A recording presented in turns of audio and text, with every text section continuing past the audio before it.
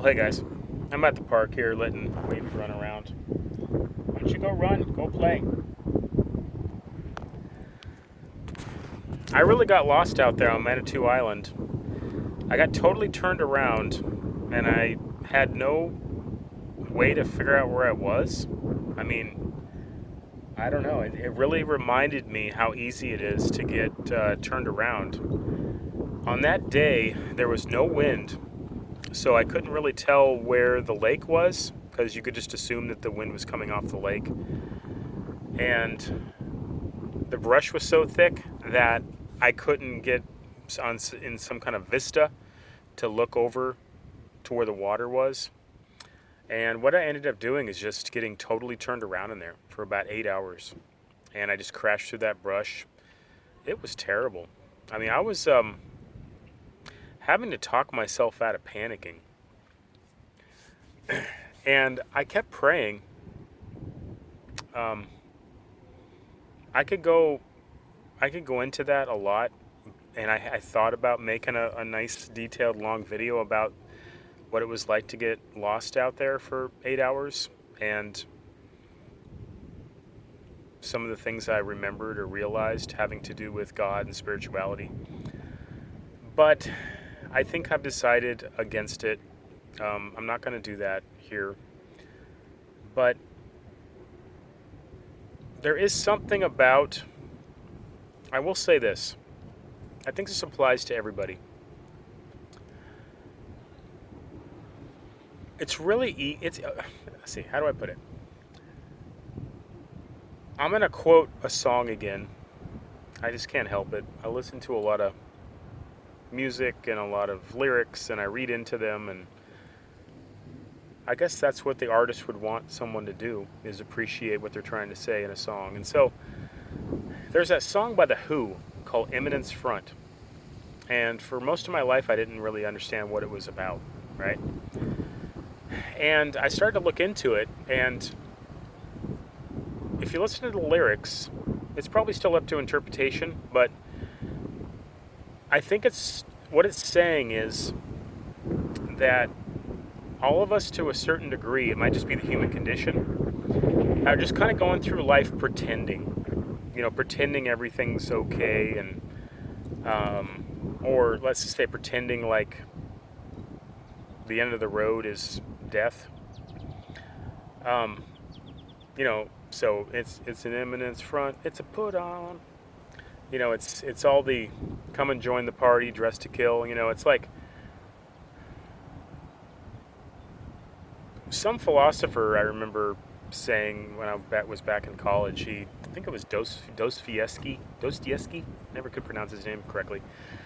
He said, "Death should be ignored right up to the last moment." And I always thought that was kind of a clever thing to say too. Look at this brat. She's rolling on the ground. She found something stinky. You're gonna get your bath later, and you're gonna hate it.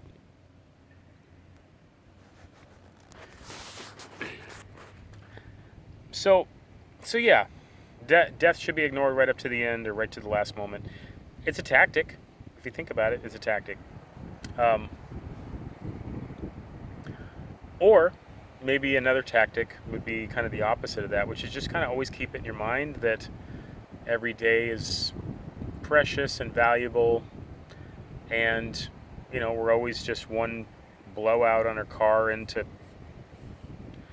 going into a semi to a tree, or getting lost in the woods just carelessly or half expectantly. I know there are people that have gotten lost on Mount Everest for 3 weeks and survived, and plane crashes in the Andes and stuff. So I'm not, trying to make this too hyperbolic, but I can tell you that, that day I got lost out there in Manitou. It was like 80 degrees, and I had no water. And other than Perch Lake, there's no water in the interior. I actually dug a hole in the mud. I found some ferns in a little gulch, and I dug a hole until it filled up with muddy water, and I just started skimming it off with my mouth, and I gave some to Wavy, and I probably caught some kind of parasite, and who knows. But when you're hot and sweating and just it was slow moving. I mean, every step was laborious out there.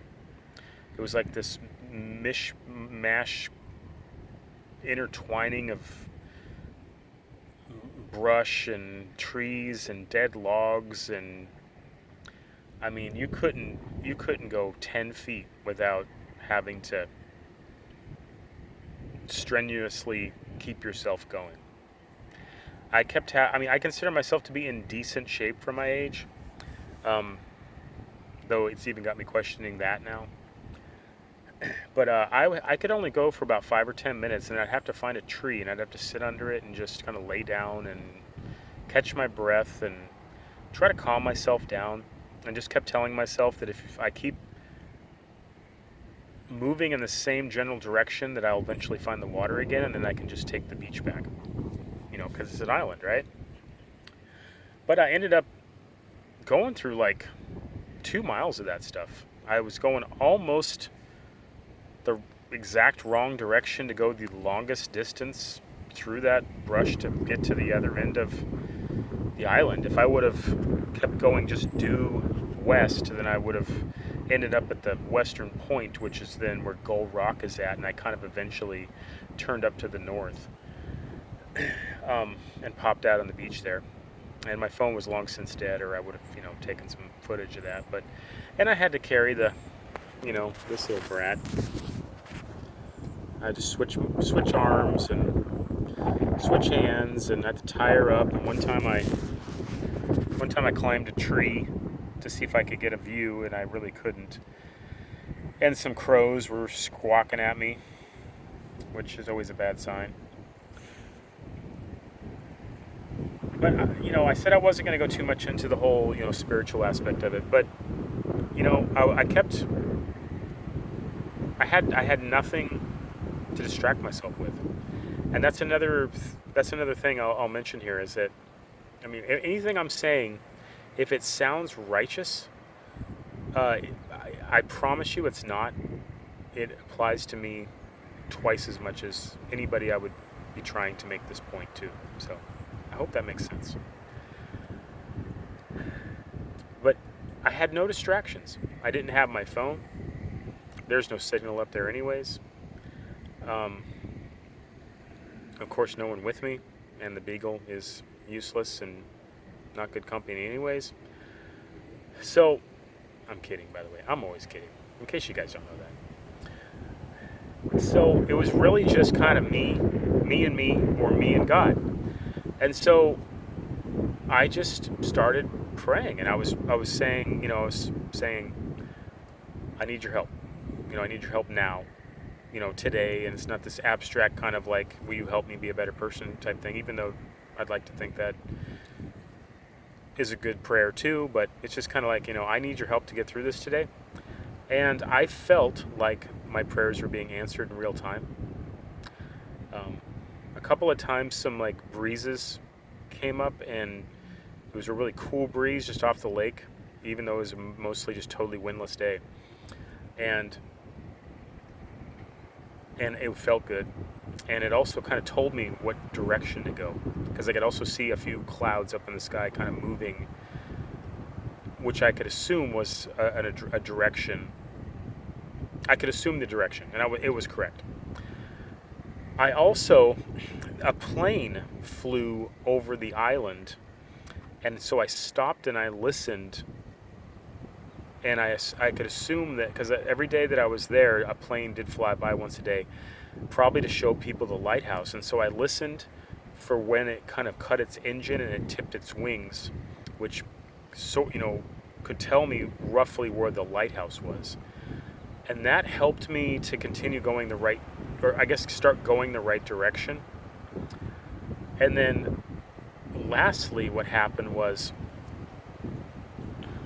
I heard a boat going by. I heard the outboard motor going, and I could hear it kind of off in the distance, and then it kind of got a little louder. And so I could tell, obviously that's where the water's at. And,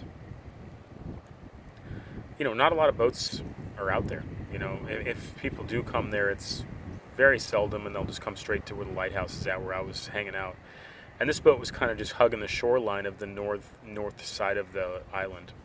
And so I was able to then also confirm the closest direction to get back to a beach, and I started just going through that way. But everything was so thick out there that let me see if I can give you guys a good example. I'm just going to turn the phone around here. There's Wavy. So where those trees are, if that was the shore on Manitou, you would, unless the wind was blowing and the waves were crashing heavily on the shore, you would not know it was there. That's how thick everything was. So it was a real eye-opener. I said this too. When I crashed down on that beach, I was just so thankful, just so appreciative, and it kind of reset me. But I'm old enough and I've had enough experiences to know that that stuff's really hard to hold on to. You want to just let it change you in a permanent way, but it's hard. It's hard to hold on to it. I find myself even now, 3 or 4 days later, and I'm struggling to remember the intensity of it, of what it felt like to be wondering if I'd get through it. I mean, I could have, been overly dehydrated, and I could have just not found the shore, and then a storm could have come in at night. All I had was a t-shirt on. It was pretty stupid. So I'm not going to quite call it a near-death experience, but I could call it a wake-up call. So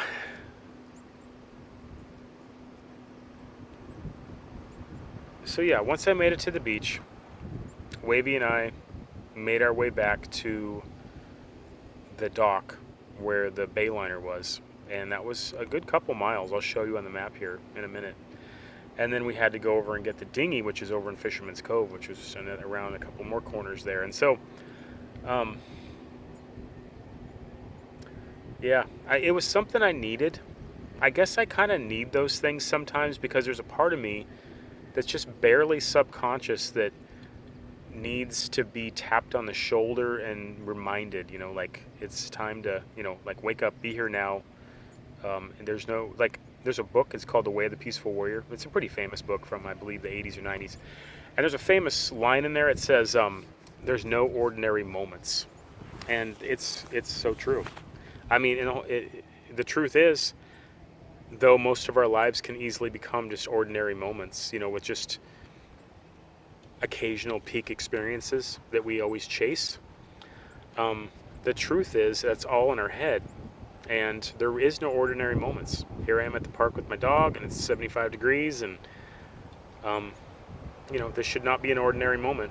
And I'm trying not to let it be, but I probably am. It's just a hard thing to do. It's human nature. It's hard to resist. It's why people chase stimulation, and drugs and things like that, alcohol. So yeah.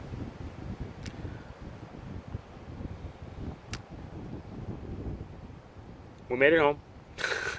We're still here. And we're going to carry on. We're going to keep having adventures. We got lots more adventures to happen and to have. And I got a new boat to share with you. And I'm going to head up to the Black Hills right now. Hopefully over on the other channel, you guys will see that. And Scotty's out there and a bunch of freedom-loving people that kind of gather. Sturgis is going to be a really weird year, but they mostly just camp in the woods and hang out. Camp 5. So I'm going to go join them for a couple, 3 days and take some back roads, show you guys some of the Dakotas. And okay, well, thanks a lot for listening. If you're still here, then you're a real trooper for putting up with this kind of stuff, and hopefully it's got some value. So I'll catch you guys later.